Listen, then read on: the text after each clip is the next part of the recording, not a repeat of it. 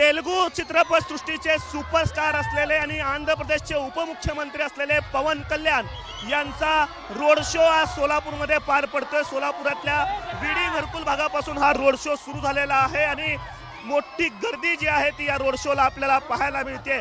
खरं तर तेलुगू बहुल भाग ज्या ज्या ठिकाणी आहे महाराष्ट्रात त्या सर्व ठिकाणी पवन कल्याण यांचे रोड शो असतील किंवा जाहीर सभा जे आहेत ते आपल्याला पार पडताना पाहायला मिळत आहेत। महाराष्ट्राच्या सीमावर्ती भागामध्ये जिथं तेलुगू भाषिकांची संख्या आहे तिथं जे आहे ते अशा पद्धतीनं रोड शो होत आहेत। सोलापुरातल्या उत्तर विधानसभा मतदारसंघ आणि मध्य विधानसभा मतदारसंघातले जे दोन्ही भाजपचे उमेदवार आहेत त्यांच्या प्रचारासाठी पवन कल्याण यांचा हा रोड शो जो आहे तो सोलापूरमध्ये पार पडतोय।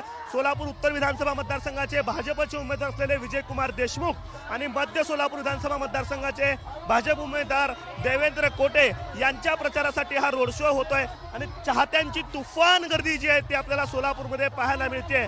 जिथं जागा मिळेल तिथं जे आहेत हे सगळे पवन कल्याणचे चाहते असतील, भाजपचे कार्यकर्ते असतील, हे आपल्याला पाहायला मिळत आहेत। पवन कल्याण यांची एक झलक पाहता यावी यासाठी हे सगळे चाहते असतील, कार्यकर्ते जे आहेत ते आपल्याला उत्सुक पाहायला मिळत आहेत।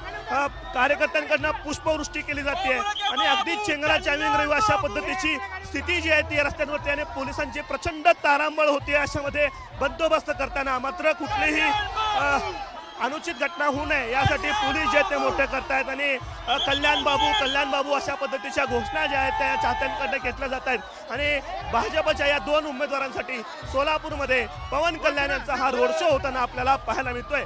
कॅमेरा पर्सन अय्यूब काकीसह आफताब शेख, एबीपी माझा, सोलापूर। एबीपी माझा, उघडा डोळे बघा नीट।